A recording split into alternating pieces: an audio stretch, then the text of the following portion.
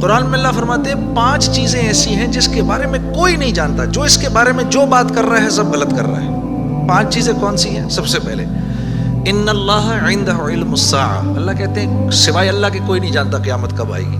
وینزل الغیث، بارش نے کب کہاں اور کتنا برسنا ہے کوئی نہیں جانتا۔ رزق کس کے پاس کتنا پہنچے گا اللہ فرماتے ہیں کوئی نہیں جانتا، صرف میں جانتا ہوں۔ وَيَعْلَمُ مَا فِي الْأَرْحَامِ، ماں کے رحم میں یہ تو معلوم کر لیتے ہیں کہ بیٹا ہے یا بیٹی ہے، لیکن اللہ فرما رہے ہیں یہ نہیں معلوم کر سکتے کتنا جیے گا، کتنا کہاں رہے گا، کیا کھائے گا، کیا پیے گا، نیک ہوگا، بد ہوگا، فرما بردار ہوگا، نافرمان ہوگا، اللہ فرماتے ہیں کوئی نہیں جانتا۔